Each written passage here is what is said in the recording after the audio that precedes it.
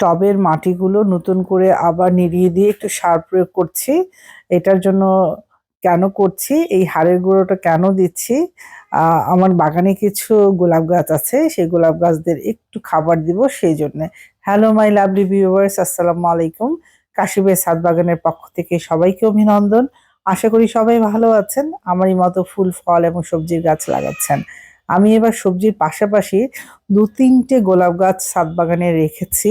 ৩টে ৩ রকমের কালার, অসম্ভব সুন্দর। সেই গোলাপ গাছগুলোকে আমি একটু বড় টবে স্থানান্তরিত করলাম। করার সময় একটু মাটিটা নিড়িয়ে, একটু গোবর সার আর একটু হাড়ের গুঁড়া মিশিয়ে গোলাপ গাছগুলোতে দিলাম। কারণ গোলাপ গাছ হেভি ফিডার। হাড়ের গুঁড়া খুব পছন্দ গোলাপ গাছের। আর অসম্ভব সুন্দর গোলাপ ফুলগুলো, একদম কালারগুলো খুব সুন্দর। একদম যখন ফুটে মনটা একেবারে ভরে যায়।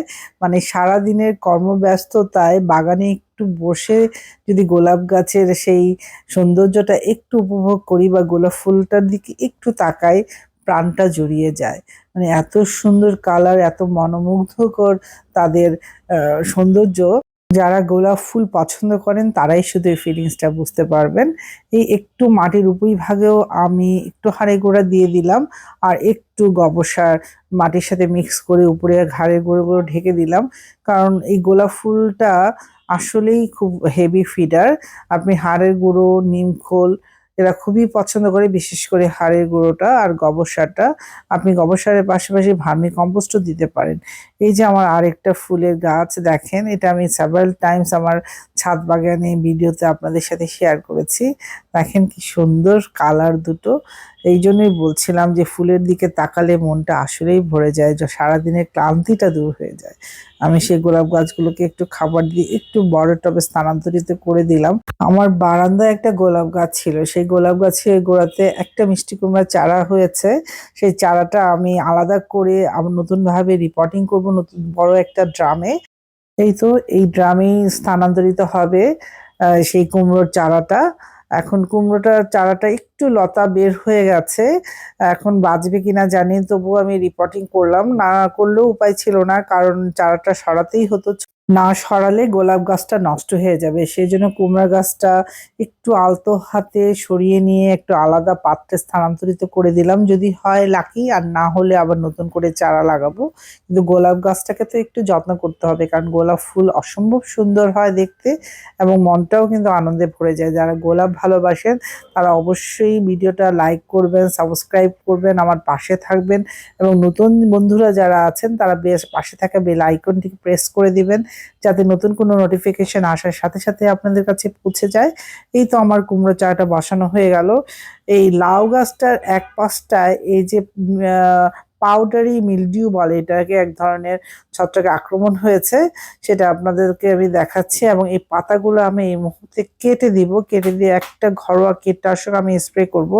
আসলে এই লাউ গাছটা সেই বয়স জন্মের পর থেকে, বেড়ে ওঠার পর থেকেই কোনো না কোনো রোগ এসে আক্রান্ত হচ্ছে। প্রথমে লাদা পোকা আক্রমণ করেছিল, আমি সেই লাদা পোকার আক্রমণ থেকে ঘরোয়াভাবে গাছটাকে বাঁচিয়েছি। এখন সেই পাউডারি মিলডিউর আক্রমণ হয়েছে, সেটাও ইনশাআল্লাহ বাঁচিয়ে তুলতে পারবো। এইটাই সেই টব, যে টবে আমার মিষ্টি কুমড়ার চারাটা হয়েছিল, সেটা আমি আলাদা করে দিয়েছি। এই ছোট্ট একটা টবে মিষ্টি কুমড়ার চারাটা এমনি আমার সরিয়ে ফেলতে হতো, এই জন্য আমি লাগিয়ে দিলাম। যদি হয় ভালো, না হলে কিছু করার নাই, মন খারাপ হবে না আমার। এই টবেও আমি একটু হাড়ের গুঁড়ো দিয়ে দিচ্ছি, সাথে দিব ভার্মি কম্পোস্ট।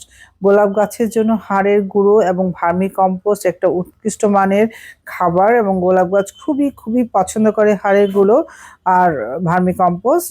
আপনারা এটা প্রতি 10 দিন পর পর দিতে পারেন 1 মুঠ করে, আর হাড়ের গুঁড়ো হচ্ছে 1 চামচ করে গোড়াতে দিয়ে দিতে পারেন প্রতি 7 দিন থেকে 10 দিন অন্তর অন্তর। আমি প্রায় 15 থেকে 20 দিন পর পর দিই, একটু বেশি পরিমাণে দিয়ে দিই। এইভাবে যদি গোলাপ গাছের আপনারা যত্ন করেন, অবশ্যই গোলাপ ফুল হতে বাধ্য, এবং প্রতি মুহূর্তে মুহূর্তে গাছে গোলাপ ফুল থাকবে, এক সময়টাও মিস হবে না। একটা শেষ হবে এবং আরেকটা কড়ি শুরু হয়ে যাবে। এই আমার 3rd নাম্বার গোলাপ গাছ, এটা হচ্ছে আমার হলুদ রঙের। এই গোলাপ ফুলটা কিছুদিন আগে ফুটেছিল, আমি ডালটা হালকা করে কেটে দিলাম, কিছু ডাল ছেটে দিব, তাহলে চতুর্দিক থেকে একটু নতুন ডালপালা বের হবে। নতুন ডালপালা বের হনো মানেই হচ্ছে নতুন একটা কলি গোলাপ গাছের। এটা হচ্ছে গোলাপ গাছের আসল বৈশিষ্ট্য, একটা করে নতুন ডাল এবং একটা করে কলি। এই হলুদ ফুলটা আমার খুবই ফেভারিট, খুবই ফেভারিট। এই হলুদ ফুলটা কন্টিনিউয়াস ফুল ফুটেই যাচ্ছে। আর মাশাআল্লাহ আমি অনেক হ্যাপি এই গোলাপ গাছটা নিয়ে। এই তো দেখেন কি চমৎকার একটা কালার, মনটা যেন একেবারেই জুড়িয়ে যায়। আমি প্রায় গোলাপ ফুল যখন ফুটে ছাদে এসে এইভাবে তাকিয়ে থাকি। এই গাছটা আমার ছাদেই থাকে, আর গোলাপি গাছটা আমার ছাদেই থাকে। আর একটু খয়েরি টাইপের যেটা, সেটা আমি আমার বারান্দায় রেখেছি, ওটা বারান্দাতেই থাকে। যাই হোক, এইভাবেই আমি গোলাপ গাছের যত্ন করি। এই যে এখানেও আমি এক মুঠ হাড়ের গুঁড়ো আর একটু ভার্মি কম্পোস্ট দিয়ে দিব। এই তো দেখুন, এই গাছটাতে অনেকদিন যাবত খাবার দেওয়া হয় না, এই জন্য একটু বেশি পরিমাণ দিলাম। কারণ গোলাপ গাছ হচ্ছে একটু স্লো রিলিজ ফার্টিলাইজার পছন্দ করে। স্লোলি রিলিজ হবে মাটিতে, সেই মাটি থেকে তারা আস্তে আস্তে খাবারটা গ্রহণ করবে। গোলাপ গাছের পরিচর্যা দিয়ে শেষ করছি আজকের পর্বটি। সবাই ভালো থাকবেন, আমার জন্য দোয়া করবেন, and বেশি বেশি লাইক করে আমার চ্যানেলের পাশে থাকবেন।